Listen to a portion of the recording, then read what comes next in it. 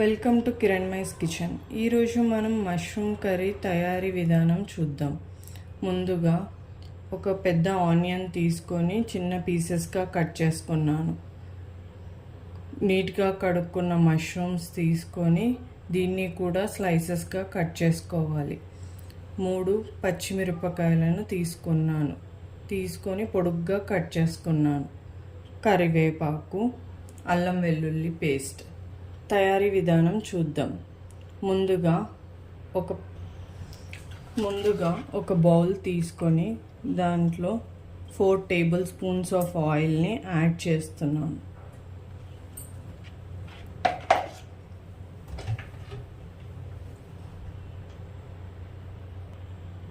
ఇప్పుడు పోపులను యాడ్ చేస్తున్నాను. జీలకర్ర, ఆవాలు, శనగపప్పుని యాడ్ చేశాను. 1 టేబుల్ స్పూన్. పొడుగ్గా కట్ చేసి పెట్టుకున్న చిల్లీస్ని, ఆనియన్స్ని యాడ్ చేసుకోవాలి. కరివేపాకు కూడా యాడ్ చేసి ఇప్పుడు ఒకసారి కలుపుకోవాలి. ఆనియన్స్ గోల్డెన్ బ్రౌనిష్ కలర్ వచ్చేంత వరకు ఫ్రై చేసుకోవాలి. దీంట్లో 1/2 టేబుల్ స్పూన్ పసుపు,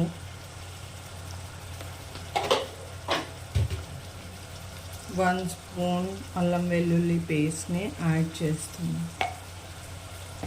యాడ్ చేసిన తర్వాత బాగా కలిసేంత వరకు కలుపుకోవాలి. అది ఫ్రై అయ్యేంత వరకు 3 పచ్చి టమాటాలు తీసుకొని పేస్ట్లా తయారు చేసుకోవాలి.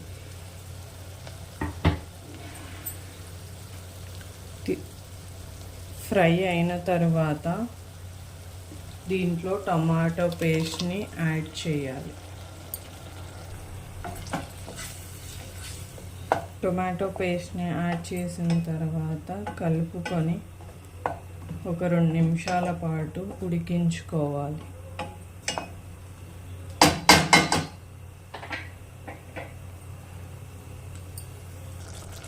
రెండు నిమిషాలు ఉడికిన తర్వాత నేను ఆల్రెడీ 3 గ్రీన్ చిల్లీస్ వేసుకున్నాను కాబట్టి 1/2 స్పూన్ రెడ్ చిల్లీ పౌడర్ని యాడ్ చేస్తున్నాను. టేస్ట్కి సరిపడా సాల్ట్ వేసుకోవాలి. బాగా కలిసేంత వరకు కలుపుకోవాలి. కలుపుకున్న తర్వాత ఒక 2 నిమిషాలు ఉడికించుకొని 2 నిమిషాలు ఉడికిన తర్వాత ముందుగా కట్ చేసుకున్న మష్రూమ్ పీసెస్ని యాడ్ చేసుకోవాలి. యాడ్ చేసుకొని మొత్తం కలిసేంత వరకు కలుపుకోవాలి. కలుపుకొని స్టవ్ని సిమ్లో పెట్టుకొని 5 నిమిషాల పాటు ఉడికించుకోవాలి. అప్పుడు ఈ మసాలా, కారం, ఉప్పు అన్నీ మష్రూమ్స్కి పడతాయి. దీంట్లో కొంచెం మష్రూమ్ మసాలా పౌడర్ ఉంటే యాడ్ చేసుకోవచ్చు, లేకపోతే ప్లెయిన్ ధనియాల పొడి యాడ్ చేస్తున్నాను.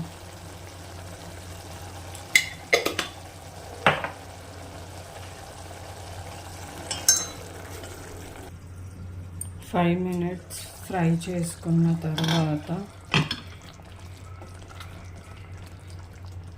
దీంట్లోకి నేను 1 టేబుల్ స్పూన్ ఆఫ్ పప్పుల పౌడర్ని యాడ్ చేస్తున్నాను. గ్రేవీగా కావాలనుకునే వాళ్ళు కొన్ని వాటర్ పోసుకొని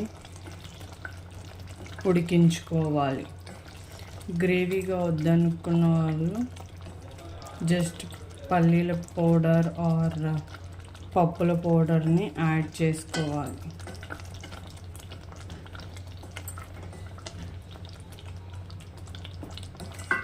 గ్రేవీగా కావాలనుకునే వాళ్ళు కూడా ఈ పప్పుల పౌడర్ 1 టేబుల్ స్పూన్ ఆఫ్ పప్పుల పౌడర్ని యాడ్ చేసుకోవాలి.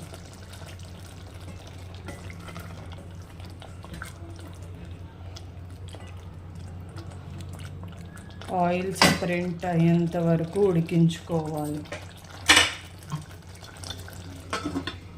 లో ఫ్లేమ్లో పెట్టుకొని ఆయిల్ సపరేట్ అయ్యేంత వరకు ఉడికించుకోవాలి. ఇలా ఆయిల్ సపరేట్ అయిన తర్వాత ఫైనల్గా కొత్తిమీర వేసుకొని గార్నిష్ చేసుకోవాలి.